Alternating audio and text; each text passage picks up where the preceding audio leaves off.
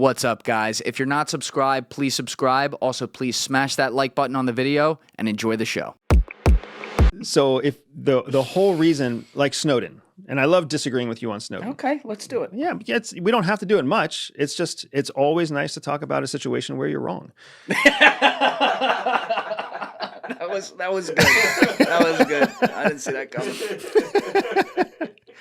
Say that to John tomorrow. Oh, dude, I can't. Just like I that. am so excited. I'm very excited. You are two of the smartest individuals I've listened to on podcasts before. You're both brilliant men. You come at it. We're talking about John Kiriakou, by the way.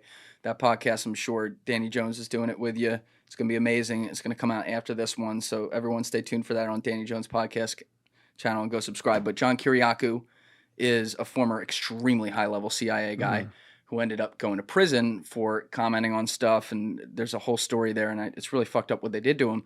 But he likes some of the stuff that Snowden did, and there's a lot of disagreements you guys have. So that's going to be great. But I don't want to get you off track here. You're talking about your opinion on it. So No, it's all good. Just the idea that, so let's just compare Snowden and Assange, right? Because Assange just recently got sent back to Australia. Espionage charges were lifted. Like, he's a free man. Yes. After fucking a while. 12 years? I don't know if it was that. It was a long time. It was a long time between British prisons and the embassy. Yeah, the embassy in Ecuador. Yeah, right. So, and the argument for both is the same, even though the circumstances for both are totally different. Snowden was an American citizen. He was a contractor for a government contracting organization that was working for NSA. So, like Booz Allen Hamilton or Raytheon or somebody.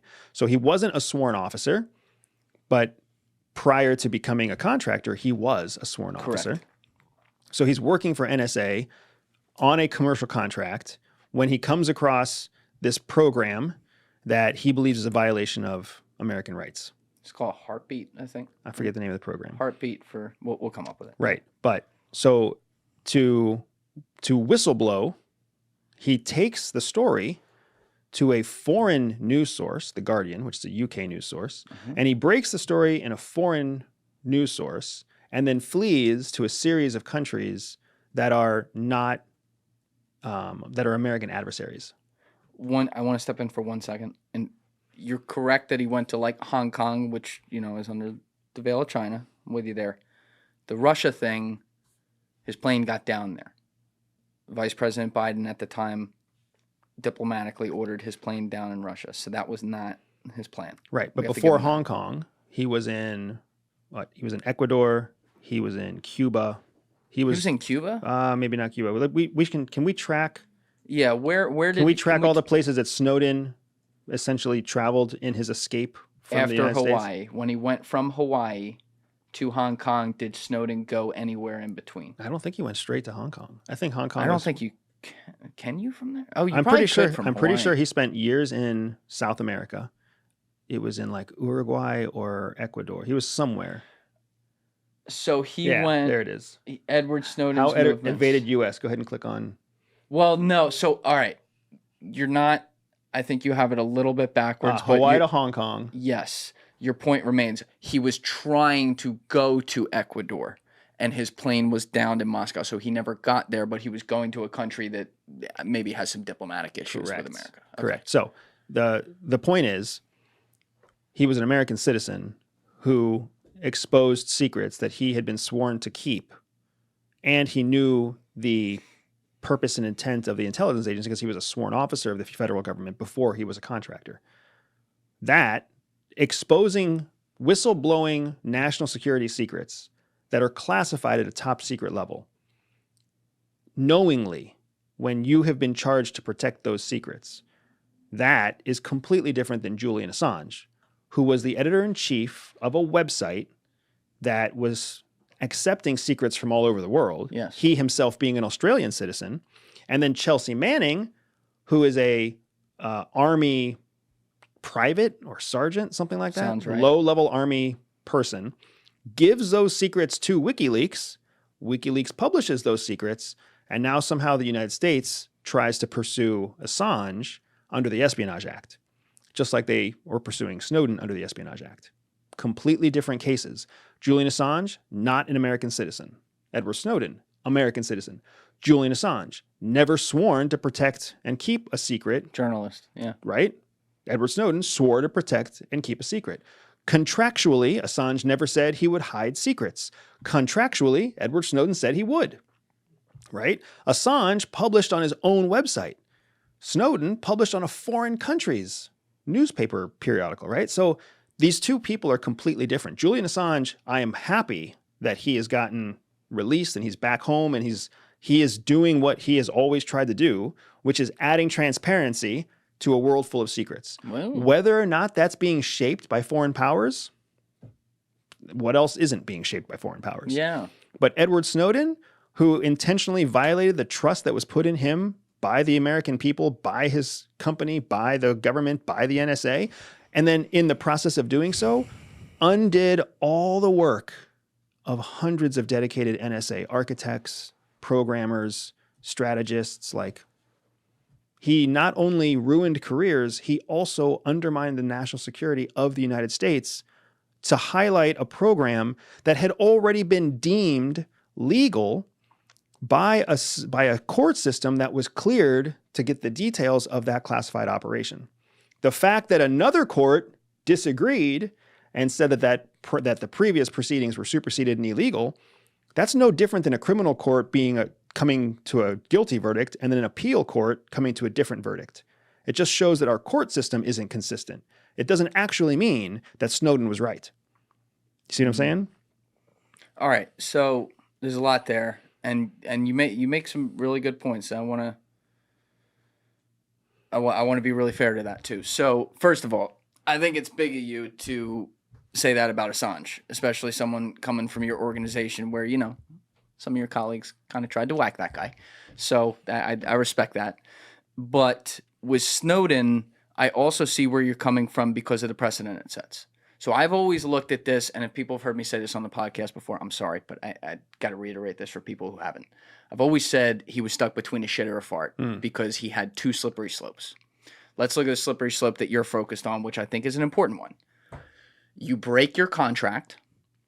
You disclose information that you swore yourself to secrecy to take the job to do in the first place, and you set the precedent that someone else in any chain of command within intelligence who has access to information can now point to you and when they leak something and say, but Snowden leaks, so why can't I?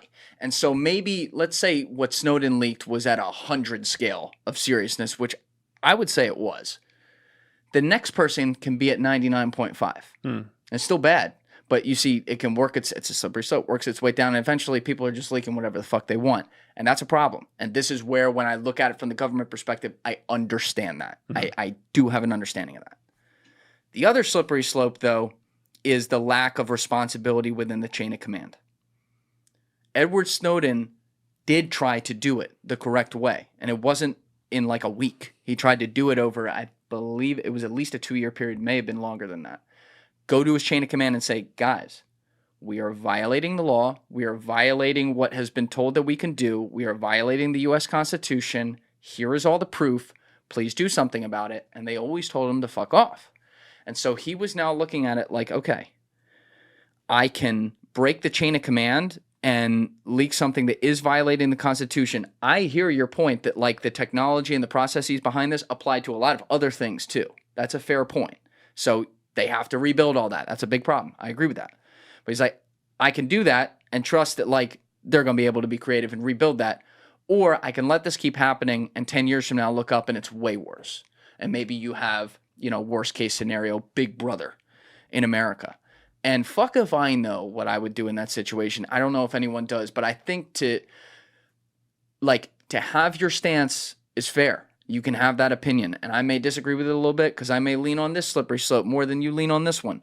But I think any of us who talk about this situation, regardless of which side we fall on, we got to at least recognize that there was a red pill and a blue pill there. And it wasn't the easiest answer. You think you should answer one way. I think maybe you should answer the other. But like, can you agree that there was something there where there is something wrong happening and he was trying to fix that, even if you think he did it in the wrong way? I don't I don't believe in right and wrong. You already know that. Well, yeah. Right? So Snowden's opinion that what we were doing was wrong was not everyone's opinion, right? There were obviously a whole chain of command of leadership that approved the project.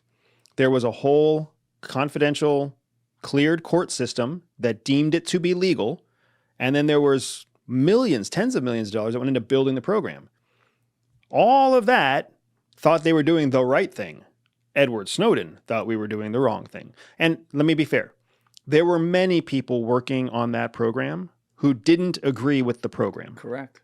Many who did not agree with the program. Snowden's 2 years of complaints, or however many years it was, it wasn't that people told him to fuck off. He raised his concern within the chain of command, and he just didn't like the answer that came back. Because the chain of command came back and said, hey, we ran it up the chain. It's approved. It's legal. We're doing it. But it wasn't legal. It was legal. How was it legal? Because the court approved it. But the cleared court approved it. But they, and again, now I'm getting off the details because I haven't looked at it in a while, but if I remember correctly, they manipulated what they were actually doing to the FISA court or whatever, to make it look like they were doing it within the bounds of that regulation, but they were not. They were spying on unsuspecting United States citizens, not people who, like you were making the argument, hey, this might be a terrorist. Literally everybody. It was blanket coverage. Correct. Blanket coverage that had so it's like a police wiretap, right? When the police, when FBI, when local police, when city police, when they actually tap a line, they can't just listen to the line. They have to choose, like I think it's a 15 or 30-second segment that they can listen to. And only if during that segment something of relevancy happens, then they have a piece of evidence that it's admissible in court. Yes. So if there's a 5-minute conversation and they choose the wrong 30 seconds to listen, they don't have any proof. They don't get to keep everything, right? That's what blanket approval means. It means the court is allowing you to collect blanket so that you can create a case off of specific instances that are all defined and it's heavily regulated, right? That's the way it works. The fact that metadata was collected, which isn't even personal information, it's metadata. Can you define that? Yeah, so metadata is all of the additional information that's created on the digital side of a digital piece of communication. All right, that was good Japanese. Let's do English. So you watch a Netflix show, right? The fact that it's your account under your name with your credit card to your home address, and it's the title of the show, that is private information.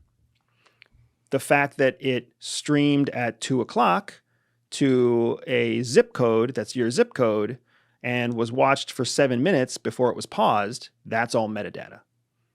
Nobody knows that Julian Dorey watched fucking Coco for 7 minutes and then took a shit break. Nobody knows that. Okay. What they know is that this zip code streamed 7 minutes of this data from Netflix at this time. That's the difference between, and then there's all sorts of other metadata too, right?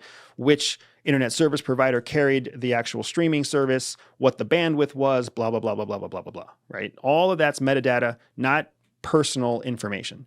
Your cellular phone carries tons of metadata too. It's not just Julian Dorey called Danny Jones on August 1st and had an 11-minute conversation about Diet Coke. Right. That's personal data. That's encrypted for the most part. But the fact that Sprint supported a call to Verizon for 7 minutes from these two geographic, longitude directions, that's metadata.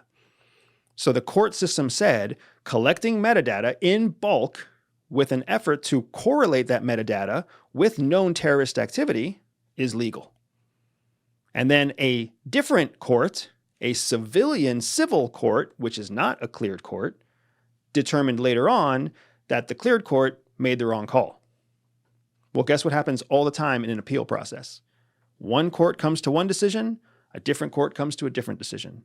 Different juries, different judges, different districts, different precincts. That's true. So does that mean that the person who's found guilty in the first court but then innocent in the second court is still guilty? Does that mean that they did the wrong thing if the appeal court found them not guilty? I see what you're saying. That's exactly what happened here. Thank you for watching the video, guys. If you haven't already subscribed, please smash that subscribe button and check out this clip's full podcast episode by clicking here or in the description below.